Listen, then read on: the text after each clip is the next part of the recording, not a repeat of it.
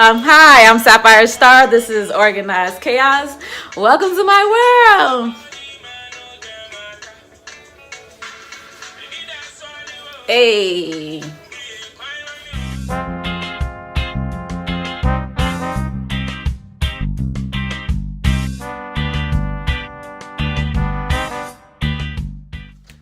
Aquaba. Hi. Welcome to my world.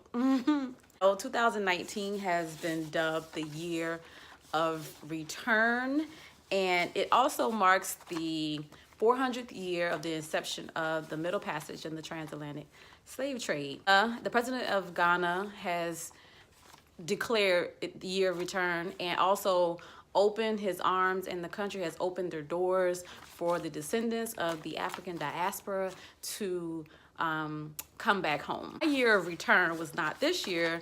My journey to Ghana started in 2018. 2 years prior to 2018, I began saving my money, started saving my coins, my travel reward points, and I started doing my research on. I decided to visit Ghana. Now, before you go, I just want to let you know, if you're embarking on this journey and you're headed back to Africa this year for the year of return, there are some things you need to know before you go. Number one, you need your passport. And some people may say, well, that's kind of goes without saying, but no, it doesn't. And I am speaking from a U.S. perspective. Number two, you need a visa, a Ghanaian visa. And I applied online through the Ghana Embassy website, and I'll put the link below. Do not pay someone to apply for your visa for you. You can do it for yourself. You have two options. You have the single entry. You have one entry into the country, and I think it's for like 90 days, and then you have multiple entry where you can come back and forth into the country for an extended amount of time. And I don't remember the difference in price, but the price wasn't that different. And so I opt for the multi-entry because I felt like I was going to go back, and it was a one-time fee. I think it was $100, and my visa is good for 4 years, basically until my passport expires. So so it's definitely, the multi-entry is definitely worth it, but you do have the option of the single entry. You do have to send your passport in with your application, and it took about 2 to 3 weeks for my visa and my passport to return. They do have an expedited option, and you also can go into the office in DC and apply, and you can get it in 5 days. So those are a couple of options for you. So definitely plan ahead. You definitely need the yellow fever vaccine. It's required. There's a shortage in the US of the yellow fever vaccine, but you can still find it in certain areas. There are travel clinics throughout the US. I went through Passport Health, and you call them, you make an appointment, they do a consultation, and then you get your shots, your shot for yellow fever. It was ranges from $200 to $300. So again, have your coins. But the yellow fever is good for life. Malaria is not required, but it's highly, highly recommended that you get your malaria pills. And again, Passport Health helped me with that. You can buy the pills from them, and the malaria pills you have to take so many days before you go. You have to take every day while you're there, and so many days after you're back. I think it's 7 days once you return to take the malaria pills. I did do that. You can purchase the pills from Passport Health, but you also can also give you a prescription, and you can use your health insurance. So I ended up using my health insurance and got my malaria pills, my supply for my trip, and it was $10. If I did not have insurance, it was like $160 for the amount of days that I was there, and I was there for 16 days. Flight is typically, depending on where you're coming from, the cost is anywhere between $600 to $1,700, depending on what time of year you go and where you're flying out of. I would definitely recommend looking at flights flying out of DC. In my research, I found that flights from DC were the least expensive going to Ghana. So definitely check that out. And the flight was, for me, 16 to 17 hours. So prepare yourself to be en route for 17 to 20 plus hours. But listen, it was worth every minute. I went to Ghana solo. I traveled to the motherland by myself.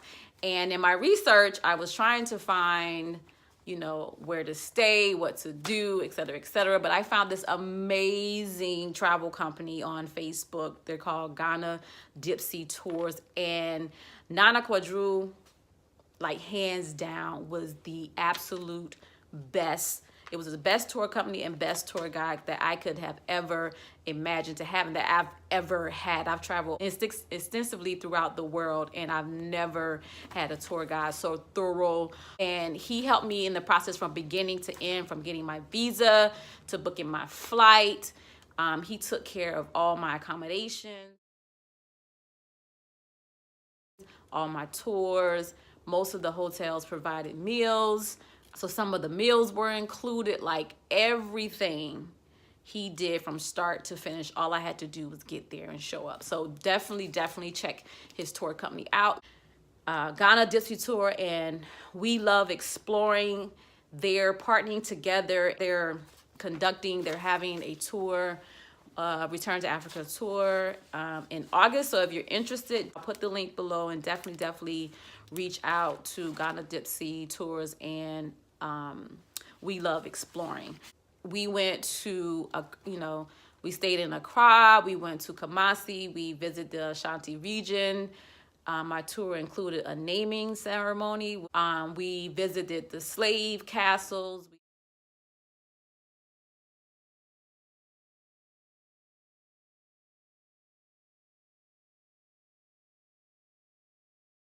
We visit the castles in Elmina and Cape Coast.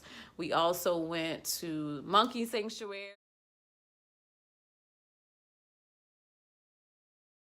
We visit waterfalls. We went to the first president, Kwame Nkrumah Memorial.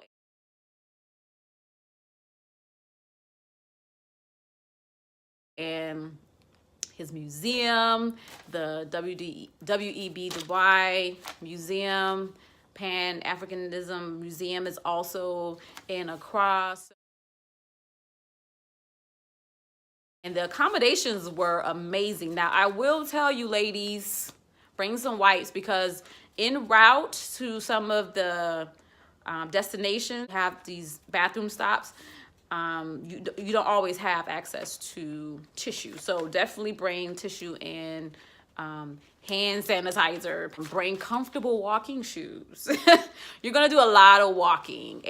Insect spray, again, malaria is a risk. The weather, it was really pleasant, really nice. It was warm. Some days it was hot, but for the most part it was nice and pleasant.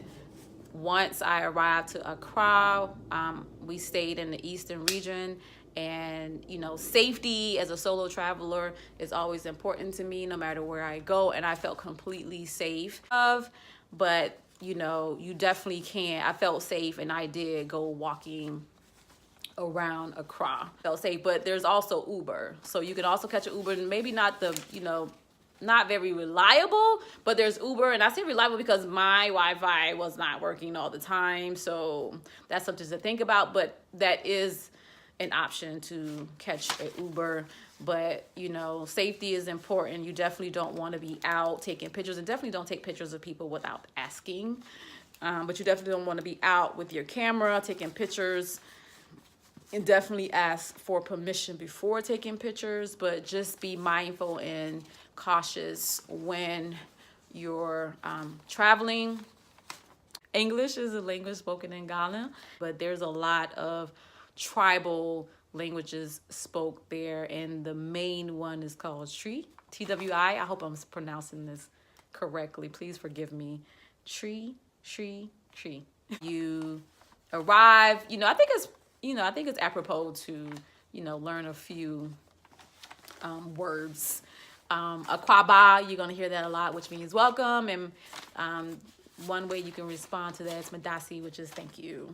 Oh, my dress We visited this amazing, like crazy, listen, this market in itself was an adventure, but it was definitely an experience. I purchased some fabric and I had this dress made by a seamstress in Kumasi. So, oh, I forgot to mention the food there. Definitely try the fufu. Like, you eat with your fingers. Amazing. And you can have it served with a meat of your choice or no meat at all. But that definitely highlight for me, the two highlights for me were the naming ceremony in the Asante region. To be able to return, reclaim my identity was definitely empowering. Accepted into the community by the chief. It was definitely a rewarding experience. And the slave castles, and I'll do another video on that, but it was gut-wrenching. So many highlights, so many things, but I just wanted to first just come on and say, definitely encourage you to go. Some things to know before you go.